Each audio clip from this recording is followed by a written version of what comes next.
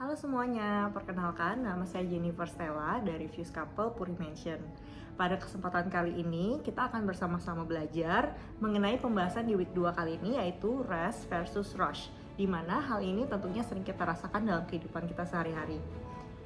Pernahkah kamu merasa seperti sering kehabisan waktu, seolah-olah jika kamu nggak sibuk, kamu merasa tertinggal? Kita sekarang hidup di dunia atau di zaman budaya hustle culture, di mana seringkali istirahat dianggap sebagai sebuah kemalasan dan kesuksesan terlihat seperti tergantung seberapa besar kita bekerja keras atau seberapa cepat kita bekerja. Nah, kita mau melihat nih apa yang Alkitab katakan mengenai hal ini. Mari kita buka di Mazmur 127 ayat 1 sampai 2. Jikalau bukan Tuhan yang membangun rumah, sia-sialah usaha orang yang membangunnya. Jikalau bukan Tuhan yang mengawal kota, sia-sialah pengawal berjaga-jaga. Sia-sialah kamu bangun pagi-pagi dan duduk sampai jauh malam, dan makan roti diperoleh dengan susah payah, sebab ia memberikan kepada yang dicintainya pada waktu tidur. Nah, ayat ini mengingatkan kita bahwa rencana Tuhan selalu jauh lebih besar dari apa yang kita bayangkan. Dia ingin kita lebih percaya kepadanya dan menyampingkan kekhawatiran kita.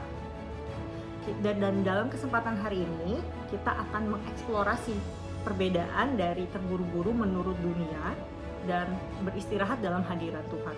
Kita akan learn more practical things untuk lebih berserah kepada Tuhan dan merenungkan janji-janjinya bagi kehidupan kita sehari-hari. Yang pertama, budaya dunia versus budaya Alkitabiah. Di zaman ini, sosial media terus-menerus menunjukkan kesuksesan orang-orang yang sangat cepat dan juga sangat mudah. Banyak di sekeliling kita kisah-kisah orang yang bekerja keras, berjuang tanpa henti, dan mencapai kesuksesan di usia yang sangat muda. Budaya hustle culture ini sudah menjadi norma dan seolah-olah kita seperti kalau kita nggak bekerja keras, kita seperti akan gagal. Terus apa sih dampaknya bagi kita?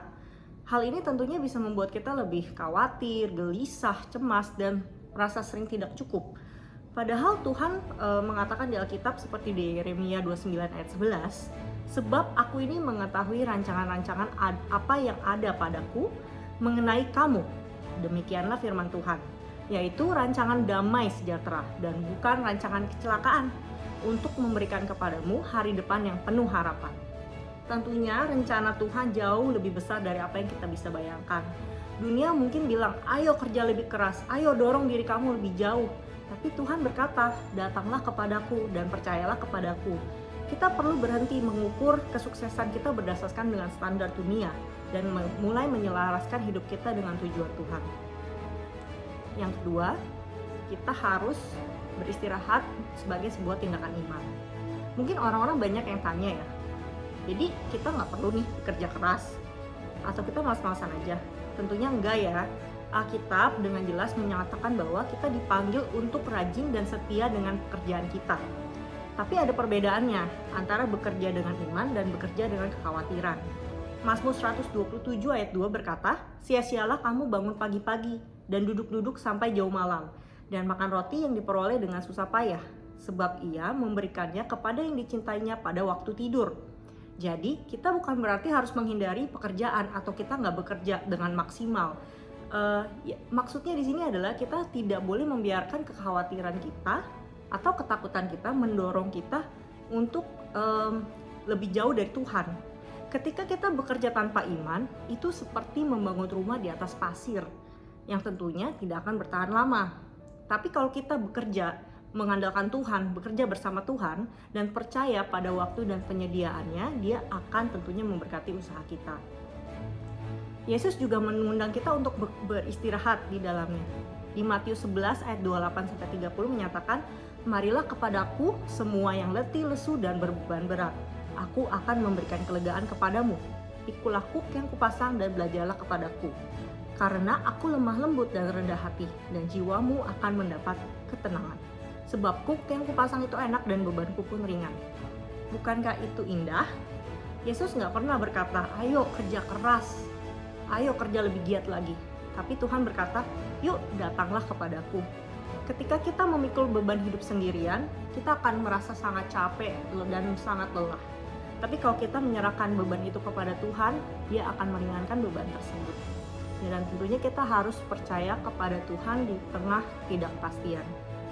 Jujur, pasti beristirahat dalam Tuhan itu bukan hal yang mudah, karena kita cenderung untuk mengikuti insting kita dalam mengambil kendali dan berusaha untuk mengatur serta memperbaiki hal-hal dengan keinginan kita sendiri. Tapi Tuhan tuh mau kita untuk bisa melepaskan itu dan memberikan kepercayaan kepada Tuhan.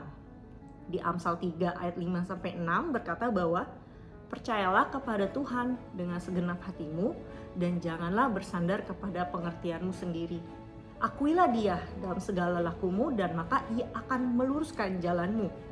Nah, di sini ada sebuah contoh doa yang bisa kita terapkan dalam kehidupan sehari-hari ketika kita merasa kita tuh terlalu overwork atau selalu khawatir dalam segala hal. Kita bisa minta kepada Tuhan, Tuhan berikanlah aku ketenangan untuk bisa menerima hal-hal yang tidak dapat aku ubah. Dan berikan aku keberanian untuk bisa mengubah hal-hal yang perlu aku rubah. Dan berikan aku wisdom Tuhan, berikan aku hikmat Tuhan untuk bisa mengetahui perbedaannya.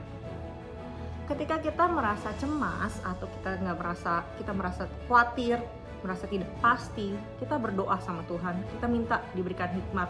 Dia akan membantu kita melihat apa sih yang bisa kita kendalikan dan apa yang perlu kita serahkan kepadanya. Kadang-kadang hal yang paling produktif itu ya cuman berserah dan berdoa kepada Tuhan. Sekarang kita masuk ke cara-cara praktikal yang gimana sih caranya kita bisa lebih melibatkan Tuhan dalam waktu kita beristirahat dalam Tuhan. Jadi yang pertama kita harus belajar untuk memulai hari kita dengan Tuhan.